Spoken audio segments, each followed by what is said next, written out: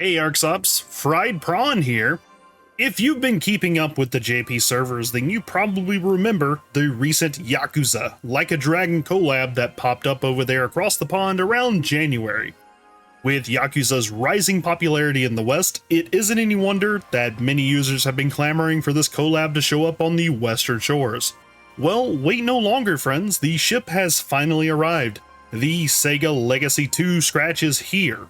I usually do my scratches on stream every Wednesday morning, but hey, why wait a whole day for the VOD when I can just review it now? So, there you have it, let's get into it. First things first, we have 14 new outfits that have been added with many color varieties each.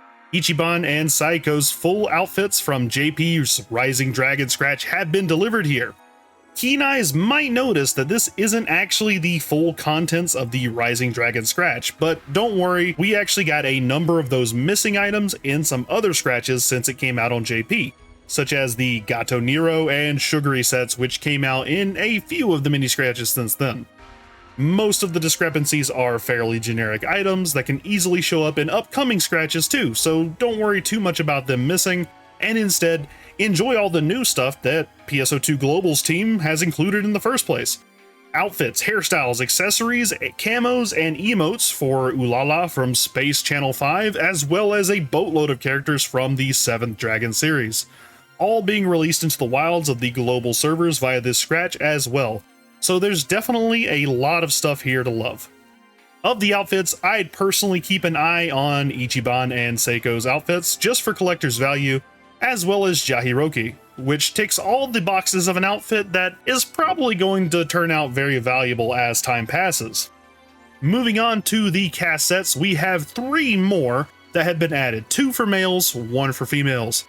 The Kisei parts are basically just the split up parts of the outfit version from the previous section, just giving you the variety of choice and allowing you to mix and match. The Accordi CV and Delmarch CV sets also pop up, giving players in Global a chance at those desirable variant color sets. Out of these, I see a lot of potential in the Accordi body CV, as the sphere in the center can be used for a lot of Gundam or mecha cosplays, such as my boy, Epion. On to hairstyles, we've got 17 fresh hairstyles coming in, all of which are tied to previous outfits. This is where things start to get very expensive, as hairs are one of the first items that come on consumable tickets, minus the heads from the cast sets. Notably, while the birdling hair face style is unique, it isn't doing so hot on ship 2 at the moment, so depending on how it goes on your ship, or maybe in the future, you may want to just give it a bit and pick it up when it gets really cheap, if you're interested. Other notable hairstyles are the Lucier, Temple, and Mystic hairstyles, which each come with a set of ear accessories built in on the normal variant. Useful for saving an accessory slot in the future if you don't mind the hair they come with. While that might not technically be a big deal in New Genesis because you get a lot more accessory slots, remember, you still technically have a limit, so this could really come in handy if you want to run around with, say, 8 balloon bosoms or something.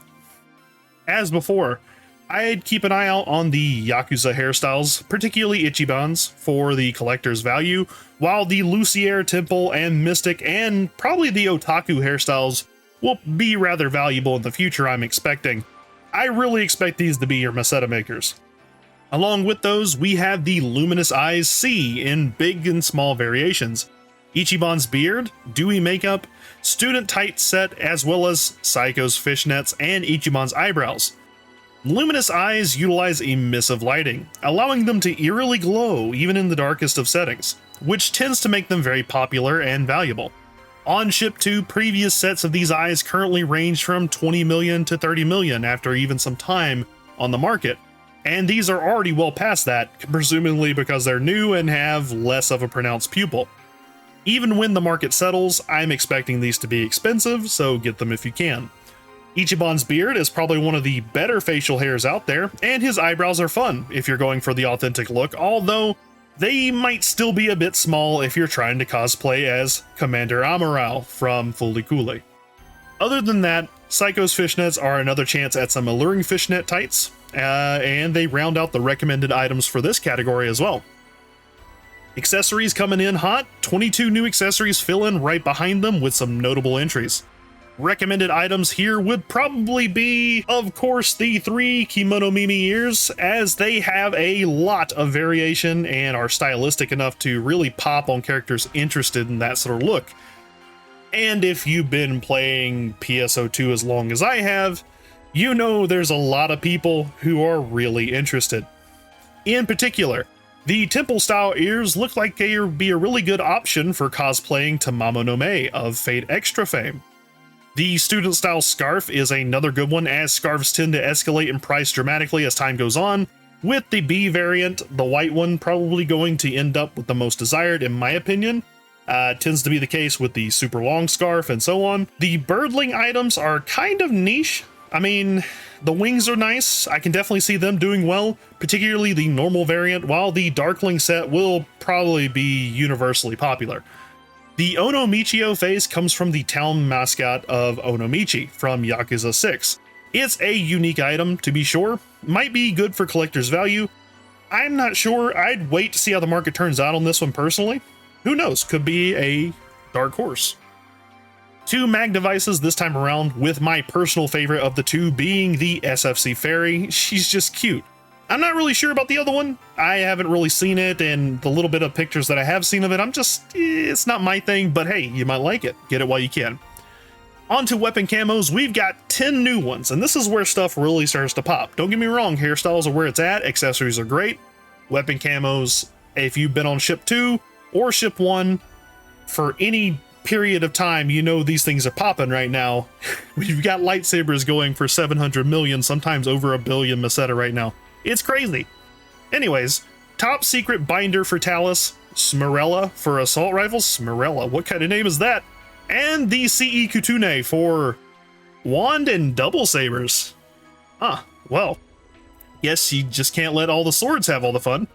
Anyways, the Sarva Tooth for the grenade launcher, Alma Guest for sword, partisan, and wand, giving multiple weapons another go at a scythe weapon type if you weren't able to grab a Sorcerer Morris. Of course, next up is the Hero's Holy Sword, which is not a sword, it's a bat for Ichiban, but it's a camo for swords, katanas, soaring blades, and wands. The Matriarch Machine Gun for assault rifles and twin machine guns that I absolutely recommend getting a hold of before this price takes off is next. The Green Dragon Crescent Blade EX, which is currently cheapening by the moment on ship 2 solely because partisan, but it can also be used for double sabers and rods, which is pretty nice. Both Etwalls, Phantoms, and Hunters get a little bit of it. The last 2 are Space Channel's Tension Blaster and the Hype Mic for twin machine guns and wands respectively. Seriously though, make sure you get a hold of one of those Matriarch machine guns before the initial price dip ends if you are interested at all. These kind of things have a habit of taking off. Plenty of other realistic gun camos have come out and they have skyrocketed afterwards, so fair warning. There's also a number of miscellaneous items, including 3 border break furniture sets, I believe 2 are posters and 1 is a mat, as well as 2 music discs, and the usual assortment of fodder that is also included. But more importantly, 7 emotes are packed into this one, and they're all great. The Space Channel 5 dance emote allows you to annoy every single lobby goer with the included voice clips of up, down, chew, chew, chew. While the Space Channel mimicry allows you to either swagger your way into the room with the best of them or do a cute little dance. Sit 6 is already wildly expensive. Geez, and will probably continue to go up if the previous Sit emotes historical prices are anything to go by. The male version looks rather nice, the female version isn't that bad. If you want this at all, I recommend using a ticket for it. These things are getting crazy, they're already well past 100 million Meseta. Gather Energy's male version activates Super Saiyan 2 Blue and blows the female version away. Athletic allows you to ride a rope and slowly slip down and off of it, while Dance 60 has a pair of new moves for you to master in the lobbies of missions everywhere. Finally, the Essence of Smackdown brings Ichiban and Psycho's powerful moves to display while also having limited weapon reflection. But wait, there's more! The bonus scratch rewards this time also include 5 other emotes relating to various specialty foods from various regions and cities of Japan. with the female versions allowing your character to partake in these wonderful specialty foods, and the male version, well, becomes an oversized version of that kind of food that can slide around in the lobby, freaking people out. Never change, PSO2. That's it for the AC Scratch, and there is a fun scratch coming in as well with some interesting items, as well as another emote while rotating the old set out, so be sure to check it out as well. On other notes, with this Wednesday passing through, the ARKS Appreciation Campaign is officially in its third grouping. So make sure to complete 4 urgent quests for 150 star gems, 3 recommended quests for the Singer emote, at least 1 Face of the Abyss for the coveted Rainbow Drop emote. I really want that one, that's my favorite. At least 1 Swirling Inferno for the Wide Metal Wings, and at least 2 Tokyo bonus keys for the Heretic Mort camo and the newly announced Haggith Fempt emote, which you may have recognized from the last few Twitter campaigns that we keep failing to live up to. They finally just gave it to us. Of all these things, most of the things are completely in your control. The only thing you need to watch out for, I think, that you can't do at the last minute is the Swirling Inferno. We do not have a trigger for it. We have a trigger for Face of the Abyss now. It's in the Rising Weapon Badge 5 shop. If you get your back against the wall on, say, next Tuesday night and you need to get it done, go grab one of those, you'll be fine. But make sure you get your Swirling Inferno done at the next available opportunity if you want these Wide Metal Wings at all. Fair warning. Anyways, remember, next week, not only do we have the Sword Art Online collab starting after maintenance, but we've also got the closed beta test for Global happening during the weekend after, starting on the 14th, so you'll be keeping busy. Make sure to be diligent and do what you have to do so that you can enjoy your time on these things later. Just a heads up. Also, another heads up, over on the JP side of things, the 3-day shop passes that are usually hard to obtain but worthwhile from the Fun Scratch were recently removed. We still have them at the moment in NA, and there's not been any formal announcement about what is going on or if they're being replaced in some functionality or what. So if you rely on these things as a truly free-to-play player, make sure you're stocking up. I'm not telling you to panic, who knows what's actually happening, but just in case, now's a good time to really push on the fun points so that if the worst does come to pass, it doesn't pass over you. Also, on another heads up about significant changes coming forward, you've officially got 3 weeks before the discontinuation of Mission Pass Gold, which will officially be discontinued after May 26th.